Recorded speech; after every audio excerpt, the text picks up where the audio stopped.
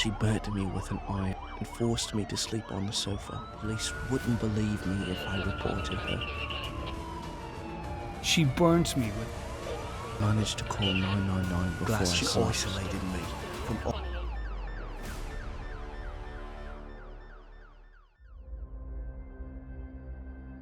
Domestic abuse is often portrayed as a gendered crime, perpetrated by men against women. But many men suffer physical, emotional, sexual, and financial abuse from their intimate partners. Through the lens of these survivors, we are exposed to the complex and disturbing realities of men in the hands of their abusers and the remarkable journeys they undertake to rebuild their lives.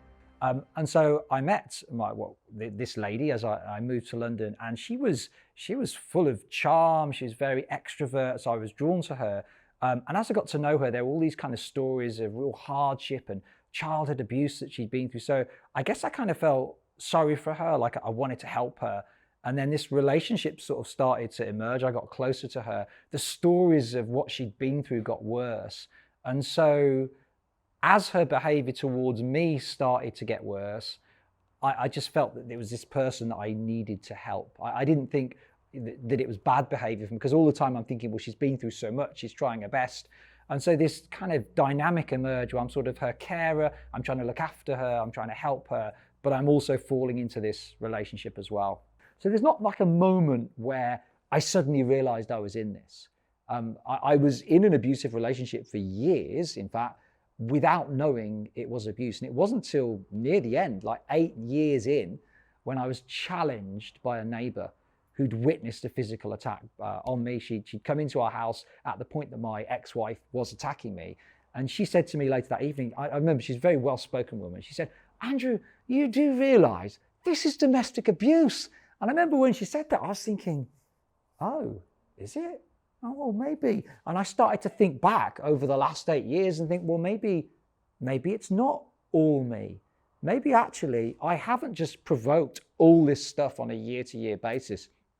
But that was 8 years in. And before that neighbor challenging me, I'd never have dreamt that it was abuse. There were days when I'd go to work with cuts on my faces and bruises, and I would say it was a shaving incident. It was always a shaving incident. And I'd obviously try and hide that behavior. On one initial occasion when I just hoped it was going to be a one-off in the first 6 months of us living together. But probably a couple of years after that,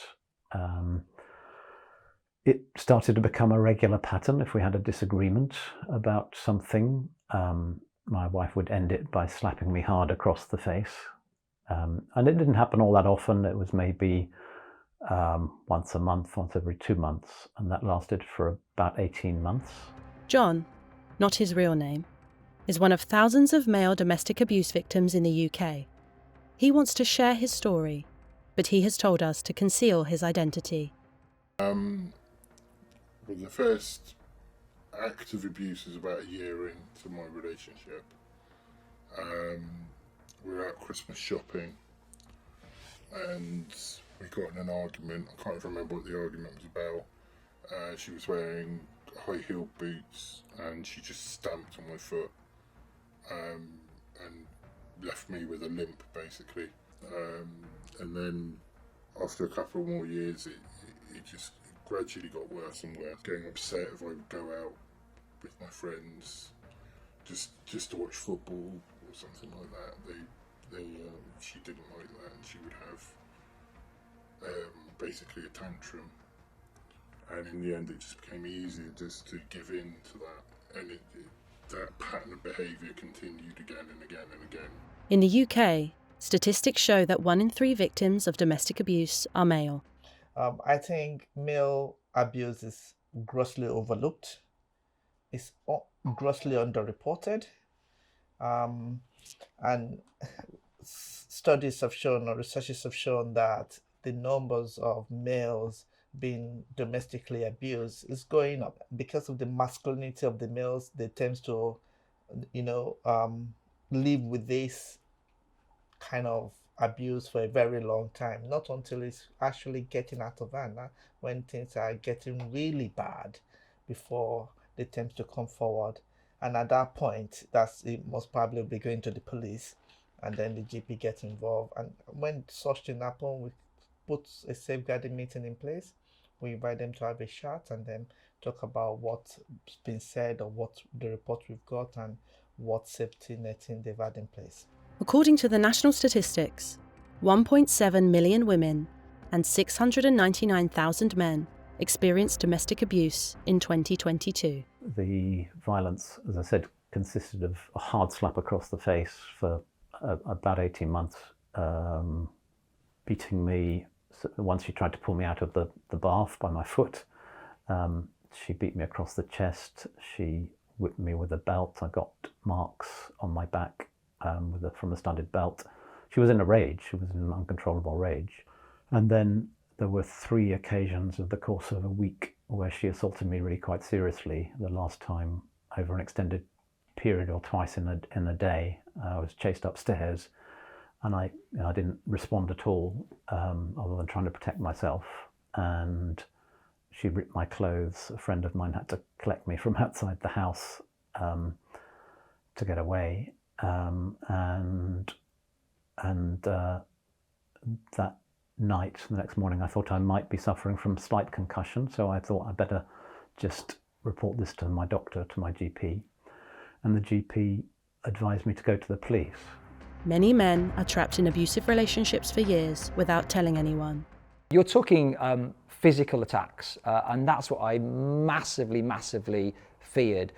Biting, I was stabbed with a pencil, for example, being attacked with household objects. A metal watering can was attacked with one of those, really bruised down sort of my ribs. A lot of punching. She had a heck of a punch.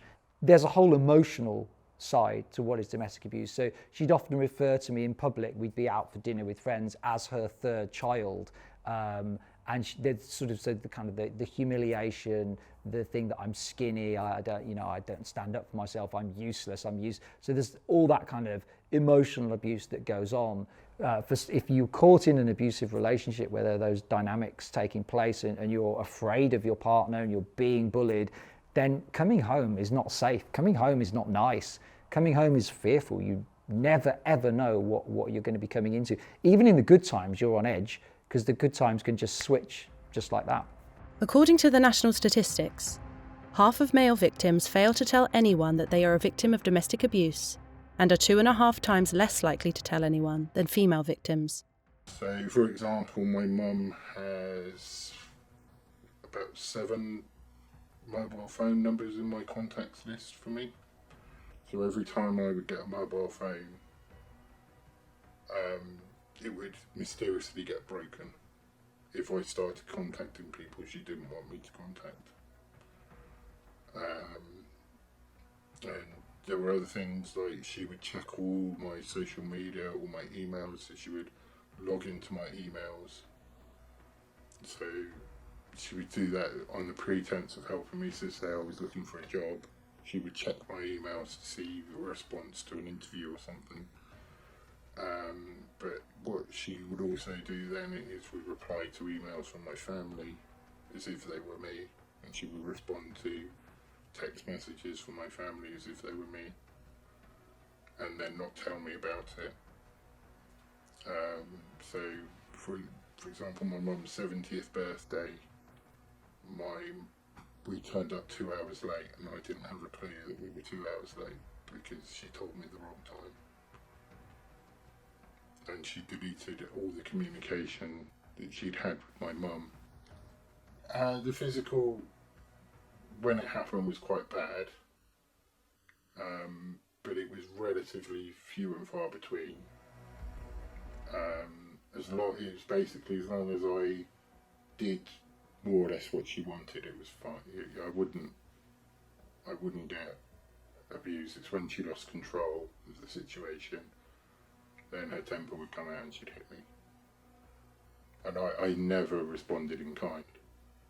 The most I ever did was to grab her wrists to stop her hitting me. I removed myself from that situation, go to the kitchen and eat a packet of crisps, but I didn't really eat it, really crush them, if you like, in my mouth. I don't know how to describe it, but I would just eat and eat and eat to try and feel a bit better, I suppose.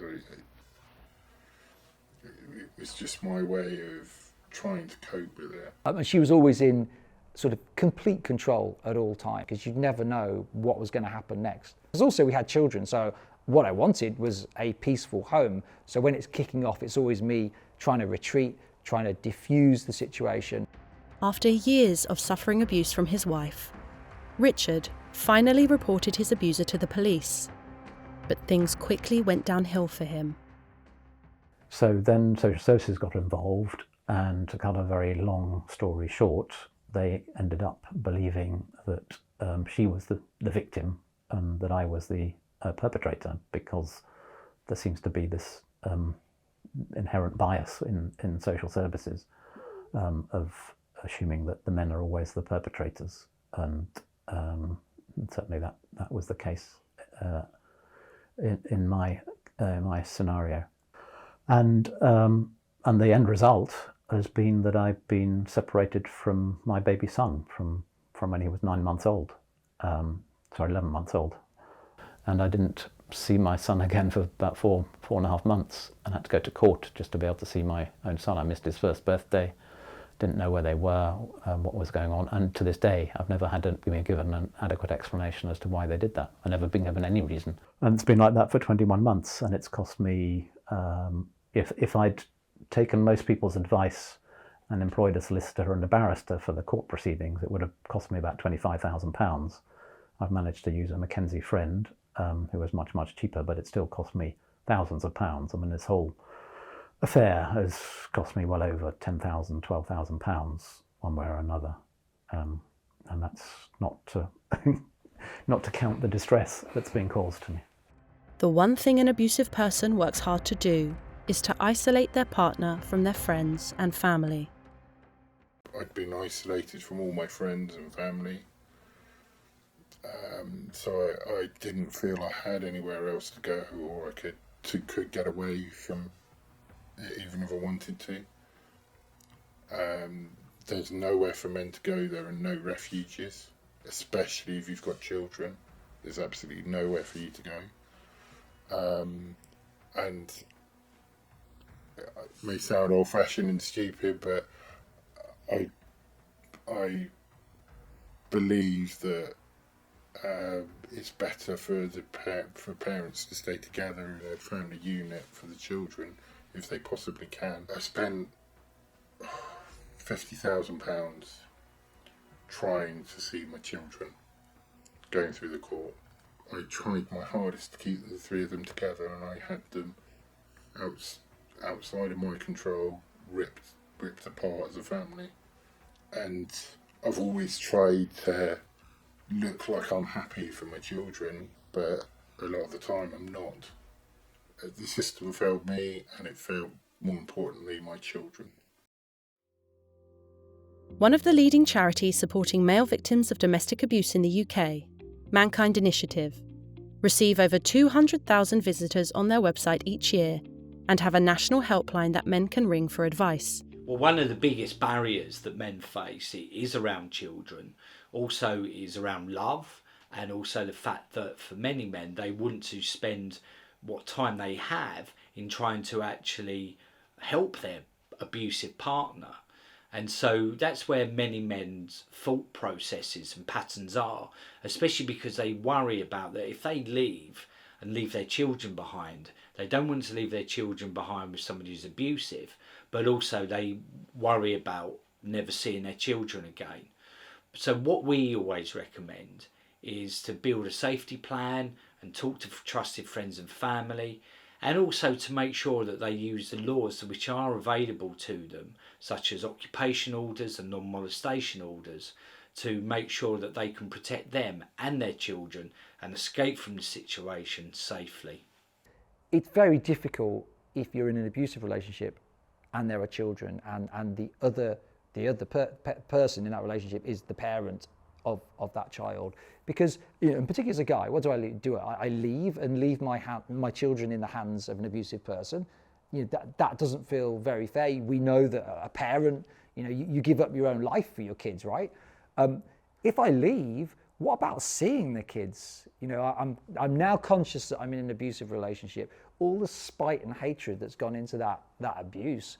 Well, when I'm not there, that's got to go somewhere, and most likely that will go into a new game, a new sort of bit of warfare where it's about family courts, access to children. So I genuinely feared, well, if I leave, will I see my kids again? When will I have to fight through the family courts to see them? And in which case, should I wait till they're much older before I leave? Should I somehow survive in this relationship? Experts say many men do not speak up due to the stigma attached. Well, I think for many men, they feel a real sense of shame and embarrassment. They feel that the abuse that they're suffering from makes them less of a man. And also they fear that they won't be believed or taken seriously if they do tell anybody. In addition, they're not often aware that there's services and helplines which are available to them. The problem with telling someone is, as a guy, you feel quite ashamed that you're allowing this. A true man wouldn't allow this to happen. A true man would be able to stand up for himself and be in control of the situation. So there is definitely a stigma of not wanting to open up. You already feel weak and broken that you're in that situation, and now everybody's going to know. Behind their smiling facade lay hidden anguish as they suffer silently in the hands of their abusers. The impact that it has on men ranges from psychological abuse, that they feel isolated, that they feel humiliated, they feel ground down. Obviously stems also and crosses over into physical abuse, so they have physical injuries to deal with, and also economic abuse where they have no control on their finances or made bankrupt, and also other issues about coercive control where they're in fear, they're being harmed, they're being isolated from friends and family. But the one thing that many victims tell me when they become survivors is that when it comes to physical injuries, you know, the scars will heal, the broken bones will heal, and the injuries will start to heal. But the issue often with them is the psychological and emotional abuse that they've had of being ground down, being told they're worthless, being humiliated. That can take many, many years to actually overcome and allow those men to get on and rebuild their lives. The effect of abuse can vary from minimal, losing my family, losing my friend, to actually taking my own life. There are no set ways for healing and rebuilding, as each survivor's story is different. I've had some counselling. Time has helped. I'm blissfully remarried to a wonderful woman. That has helped. Talking about it openly has helped. Just being quite frank about what I'm going through has helped. The way I got through it was my family. So the only support I got was from my family. I'm definitely a lot happier now, but it's hard to trust anyone. That I have a very good support network.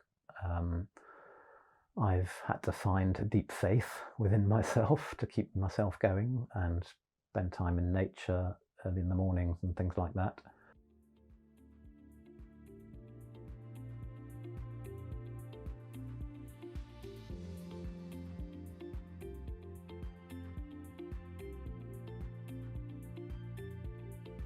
With each passing day, these resilient souls embarked on a journey of healing, learning to overcome the trauma that had plagued their lives. My best advice that I'm going to give to any man undergoing domestic abuse is he should seek help. And helps are available. He shouldn't keep quiet. They shouldn't suffer in silence. They shouldn't think it's their fault. And they are not alone. There's thousands of men going through this every single day, but also importantly, there's thousands of men leaving abusive relationships all of the time. So if you are in trouble, if you are in an abusive relationship, you can escape. Many men just like you do.